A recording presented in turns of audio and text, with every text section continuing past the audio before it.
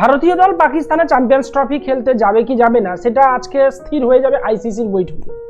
এই champions trophy কি করে অনুষ্ঠিত হবে তা স্থির হয়ে যাবে, কিন্তু এর মধ্যে পিসিবির চেয়ারম্যানের পর পাকিস্তানের সাবেক ক্রিকেটার শাহিদ আফ্রিদি কিন্তু ভারতের সমালোচনা করলেন। শাহিদ আফ্রিদি বলছেন যে ভারতীয় দলের উচিত কিন্তু পাকিস্তান খেলতে যাওয়া।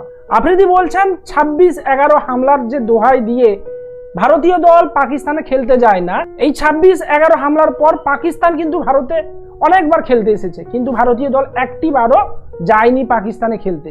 তাই তিনি মনে করেন সমস্তটাই রাজনৈতিক কারণে ভারতীয় দল পাকিস্তানে যাচ্ছে না। পাকিস্তানে ভারতীয় দলের কোনো নিরাপত্তাজনিত ঘাটতি হবে না। যেখানে শ্রীলঙ্কার মতো দলের প্লেয়াররা পাকিস্তানে গিয়ে আক্রমণের সম্মুখীন হয়, সেখানে ভারত তো কোন ছাড়।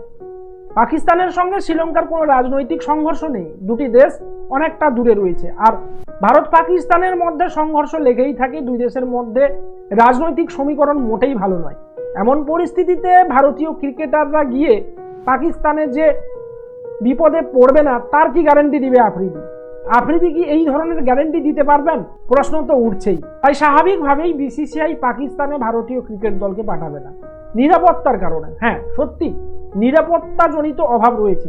হয়তো এখানে বিরাট কোহলি বা রোহিত শর্মার মতো প্লেয়াররা তারা লাইভ রিস্ক নিয়ে সেখানে খেলতে যেতে চাইবেন না। এবার অনেকে হয়তো বলবেন যে শ্রীলঙ্কা টিমের উপর আক্রমণের পরেও শ্রীলঙ্কা দল পাকিস্তানে খেলতে গেছে বা অন্যান্য দেশ ক্রমে ক্রমে তারা কিন্তু পাকিস্তানে খেলতে গেছে, নিরাপত্তার কোনো অভাব হবে না।